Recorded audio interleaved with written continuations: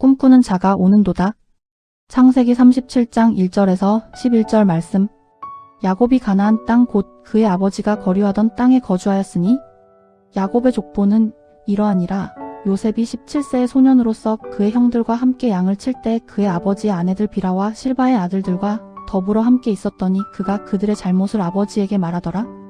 요셉은 노년에 얻은 아들이므로 이스라엘이 여러 아들들보다 그를 더 사랑함으로 그를 위하여 채색 옷을 지었더니 그의 형들이 아버지가 형들보다 그를 더 사랑함을 보고 그를 미워하여 그에게 편안하게 말할 수 없었더라.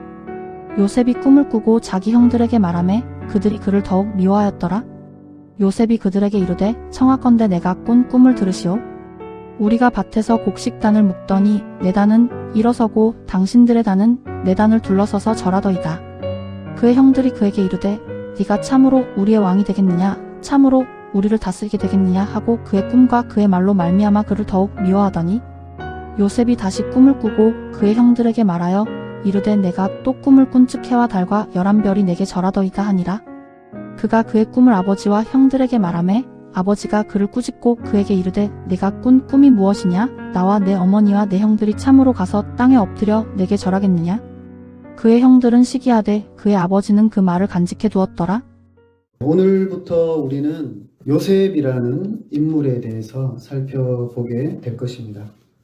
요셉은 야곱의 12아들 중에 메인이 되는 인물로서 오늘 37장부터 해서 창세기가 끝날 때까지 50장이 끝날 때까지 그를 중심으로 이야기가 펼쳐지게 됩니다. 우리가 보통 요셉이라고 하면 애굽의 총리로서 참 지혜롭고 능력 있는 그런 사람으로 기억합니다. 하지만 하나님의 사람들이 대부분 그렇듯이 처음부터 그런 대단한 인물은 아니었죠. 그도 연약함이 많은 자였습니다. 오늘 말씀을 통해서 우리가 그것을 확인할 수 있는데 2절에 보시면요. 야곱의 조건은 이러하니라. 요셉이 17세의 소년으로서 그의 형들과 함께 양을 칠 때에 그의 아버지의 아내들 빌하와 실바의 아들들과 더불어 함께 있었더니 그가 그들의 잘못을 아버지에게 말하더라. 아버지에게 형들의 잘못을 고자질하는 그 장면을 우리가 볼 수가 있습니다. 보통 우리가 고자질을 하는 이유를 생각을 해보면 어릴 때는 저도 많이 했던 것 같은데 커서는 잘 하지는 않죠. 근데 우리 아이들이 고자질을 하는 그런 이유를 생각해 보면 첫 번째로는 나쁜 의도가 있습니다. 집에 있다 보면 이제 누군가가 언니가 이랬어 이러면서 일러 바치는 그런 얘기를 자주 듣게 되는데 그 의도를 생각해 보면 상대를 깎아내림으로 통해서 자기가 뭔가를 얻으려고 하는 그런 동기가 보일 때가 있어요. 자기는 잘하고 있다거나 아니면 자기의 어떤 점수를 좀 높이려는 그런 어필을 할 때 고자질을 할 때가 있습니다. 두 번째로는 좋은 의도로 시작될 때도 있더라고요. 주변에 어떤 펼쳐지는 상황이 내가 컨트롤할 수 없을 때, 내가 어떻게 하지 못할 때 어떤 더 힘 있는 사람을 찾게 되는 거죠. 권위자를 찾아서 그의 힘을 빌려서 그 상황을 좀 해결하려고 하는 그런 의도로 고자질을 할 때가 있습니다. 요셉은 어떤 의도를 가지고 했을까요? 저는 좋은 의도가 아니었나라고 생각합니다. 요셉은 형들을 볼 때 걱정이 많았다고 생각합니다. 왜냐하면 요셉은 형들은 과거에 큰 잘못들을 저질렀거든요. 함께 양을 치던 빌하와 실바의 아들들은 우리가 지난 시간에 살펴봤듯이 과거에 그의 누이였던 디나가 성폭행을 당했을 때 다른 형들과 함께 이 비라와 실바의 아들들은 죽이지는 않았던 것 같아요. 그 세겜 사람들을 죽였던 것은 그 레아의 큰 형들이 중심으로 죽인 것이고, 이 밑에 동생들은 나중에 그 세겜을 약탈할 때, 그 복수할 때,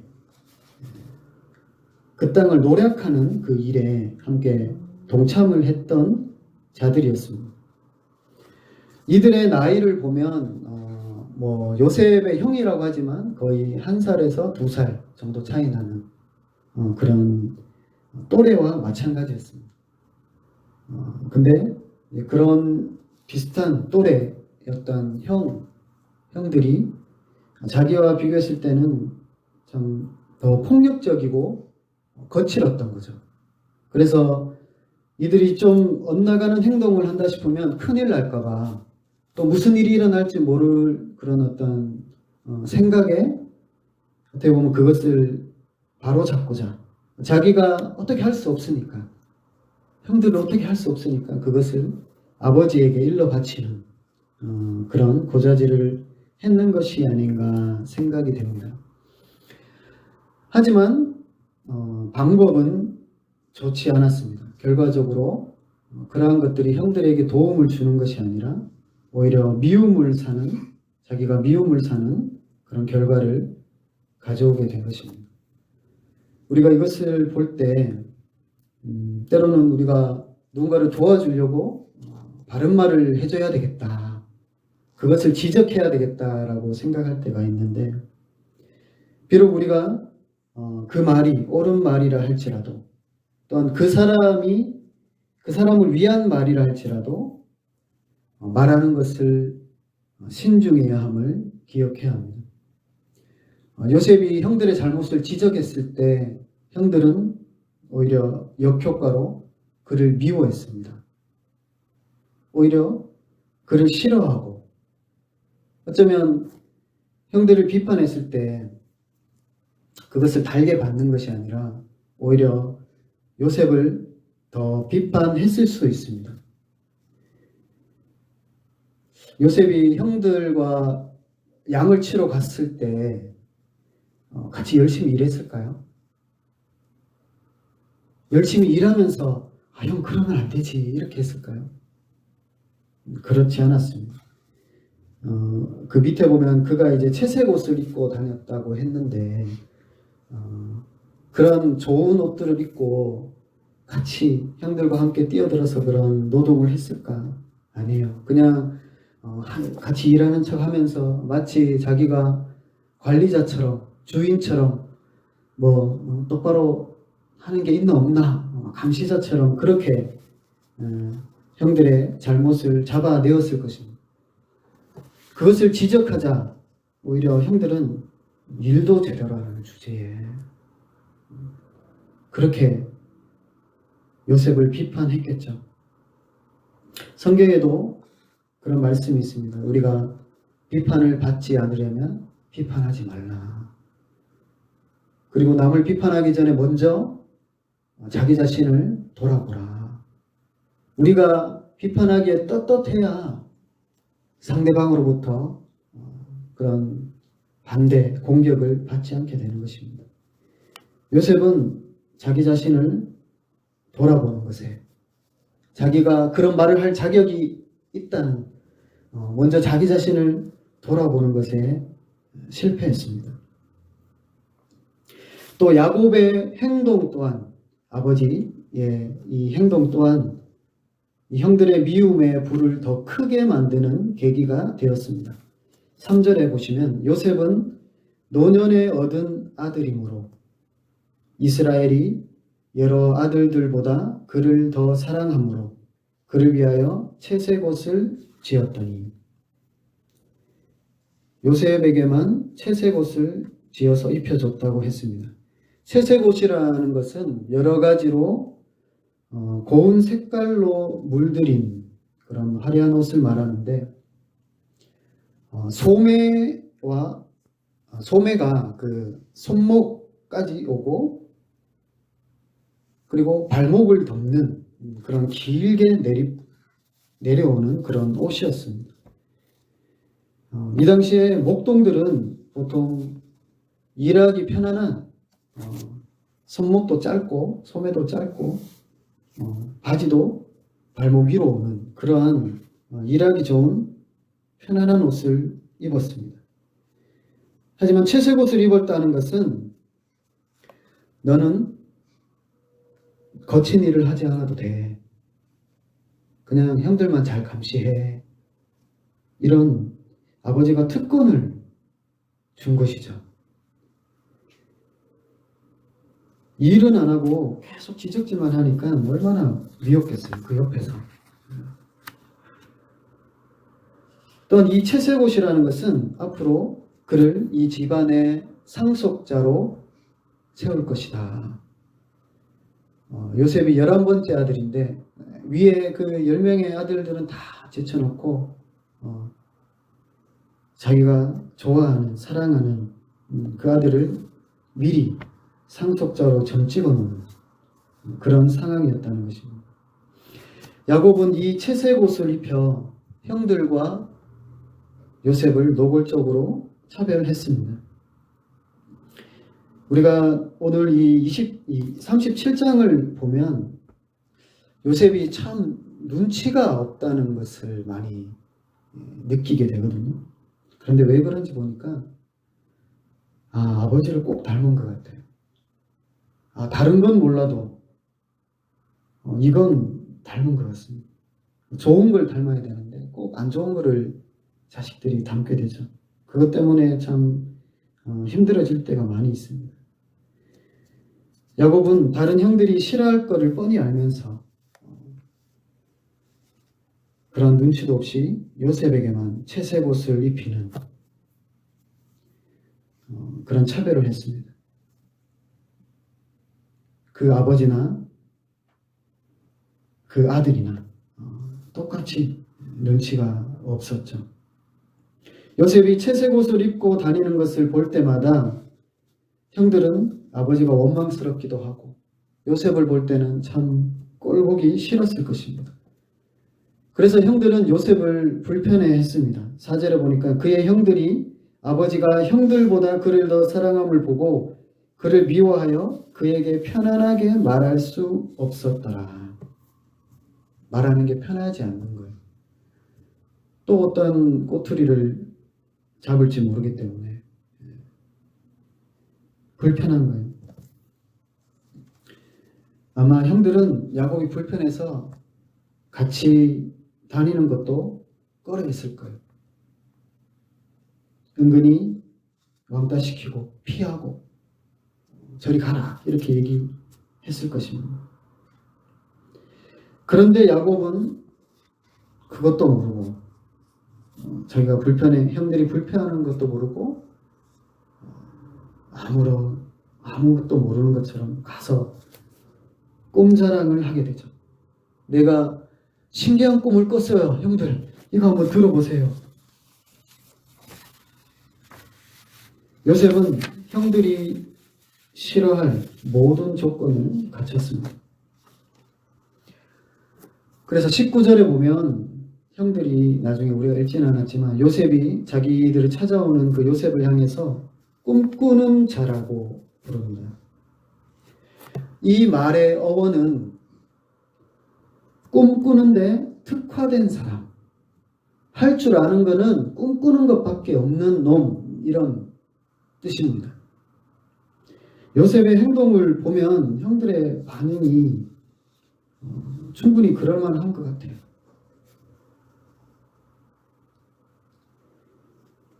저도 학교 다닐 때 주변에 좀 은근히 왕따를 당하는 친구들을 볼 때가 있어요. 그런데 그 친구들을 보면 왕따 당하는 데는 분명한 이유가 있어요. 근데 문제가 뭐냐면 자기는 모른다는 거예요. 남의 눈에는 보이는데 자기는 그거를 잘 못 보더라고요. 요셉이 그랬던 것 같아요. 자기가 잘하고 있다고 생각하고 그렇게 했지만 아니죠. 자기가 오히려 미움을 받고 있다는 그 생각을 하지 못했습니다. 요셉은 똑똑하고 불의에 대해 못 참는 그런 바른 생활 사나이였지만 눈치는 제로였습니다. 여러분, 우리가 학교의 어떤 친구 관계 속에서 또 세상의 직장 속에서 사람들이 나를 은근히 피하는 것 같아. 나를 안 끼워주고 자기들끼리만 막 뭘 하는 것 같다. 그러면은 왜 나한테 그래? 나한테 왜 그래? 이게 아니라 자기 자신을 잘 살펴보기를 바랍니다. 내 안에 어떠한 문제가 있을 수 있는 거예요. 요셉은 하나님의 원대한 꿈을 가졌지만 그것을 꾸었지만 그 꿈을 담기에는 아직 연약한 그릇이었습니다. 하지만 하나님은 이 많고 많은 자식들 중에 왜 요셉을 선택하셨을까? 왜 그를 이스라엘을 구원할 자로 택하셨을까? 그것을 묵상했을 때 요셉은 비록 눈치는 없었지만 형들을 진정으로 생각하는 그런 마음은 있었습니다. 그 방법이 때로는 적절하지는 않았지만 형들이 잘 되었으면 좋겠다. 형들이 바른 길로 가면 좋겠다. 잘 섰으면 좋겠다라는 그런 마음을 가지고 있었습니다. 12절에 보면 우리가 읽지는 않았지만 이제 요셉의 형들이 양을 치러 가는데 그 지역이 어디냐면 세겜이라는 지역으로 양을 치러 갑니다. 세겜은 어떤 곳입니까? 세겜은 우리가 지난번에 살펴봤듯이 그들이 수많은 세겜 사람들을 진멸했던, 살인했던 그런 곳입니다. 그리고 10여 년의 시간을 우상숭배로 살았던, 세상의 것들을 사랑하고 그것으로 만족하고 치장했던 그런 삶을 살았던 곳입니다. 그런데 그곳으로 다시 갔다는 거예요. 그곳으로 양을 치러 갔다는 거예요. 왜 이곳으로 갔을까? 위험한 곳인데. 세상에 다시 물들 수 있는 곳인데. 왜 이들은 이곳으로 갔을까? 가나안 지역, 지금 아버지가 살고 있었던 이 헤브론 지역 주변에도 그 가축들의 풀을 먹일 곳이 많이 있었습니다. 36장 6절에 보면 에서가 야곱과 함께 있다가 헤어지는 그런 장면이 나오는데 헤어진 이유가 서로의 소유가 너무 많아서 갈라지게 됐다. 그러면 그것이 갈라졌으면 그만큼 형이 떠났으니까 그만큼의 여유가 있었을 것입니다. 야곱의 그런 소유를 먹일 수 있는 그러한 풀도 넉넉했을 것입니다. 하지만 이들은 왜 세겜이라는 곳으로 갔을까? 옛날을 그리워한 것이 아닌가? 우리가 살던 그곳 잘 있을까? 이참에 한번 가볼까? 그들에게 어떤 위험이 있는지 모르는데 그들이 어떤 죄에 노출될지도 모르는데 그들은 세겜으로 간 것입니다. 야곱은 이것을 걱정했습니다. 형들이 세겜에 갔단다. 그러니 요셉아 네가 좀 가봐라. 내가 걱정돼서 안 되겠다.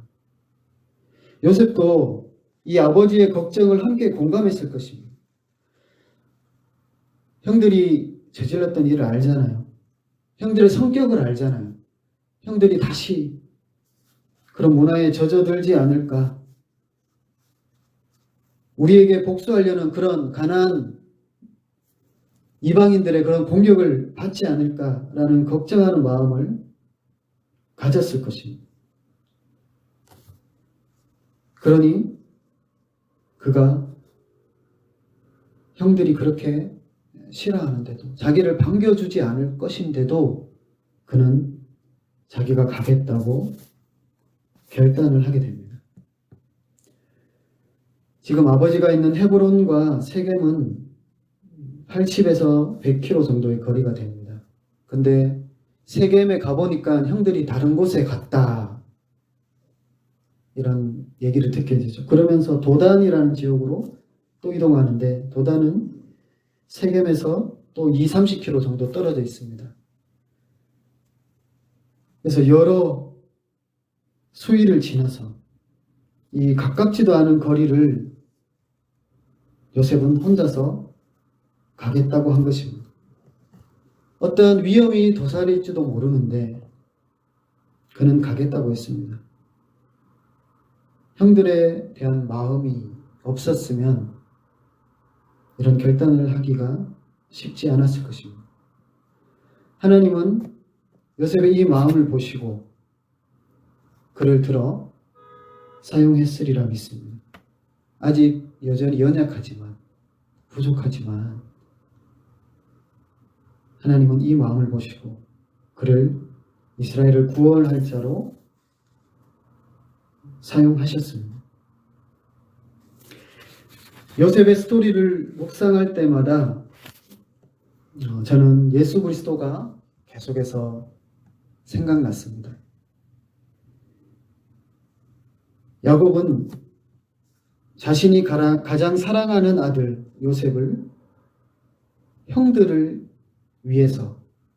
형들을 지키기 위해서 그 위험한 땅에 홀로 보냈습니다. 어떠한 위험을 당할지도 모르는데 야곱은 자신의 가장 사랑하는 아들 요셉을 그렇게 하였습니다. 이것은 하나님께서 우리를 위해서 하신 일과 같습니다. 하나님은 자신의 가장 사랑하는 아들 예수 그리스도를 우리를 위해서, 우리를 지키시기 위해서 이 땅에 보내주셨습니다. 요셉은 형들이 자기를 반기지 않을 것을 알았습니다. 아버지의 보호 아래 없기 때문에 형들에게 어떠한 핍박을 받을지도 모릅니다. 하지만 그는 형들을 위해서 기꺼이 그 길을 선택했습니다. 예수님도 그렇습니다. 예수님도 이 땅에 오실 때 환영받지 못할 것을 알고 계셨습니다. 세상으로부터 미움을 받을 것을 알고 계셨습니다. 요한복음 11장 1절에 보시면 이렇게 요한은 말합니다. 자기 땅에 오매 자기 백성이 영접하지 아니하였으나 자기 땅에 왔는데 자기 백성에게 왔는데 그들을 구원하기 위해 왔는데 예수님은 그들에게 거절당하고 배반당하셨습니다. 그것을 알고 계셨습니다. 하지만 예수님은 우리를 구원하기 위해 기꺼이 이 땅에 오셨습니다.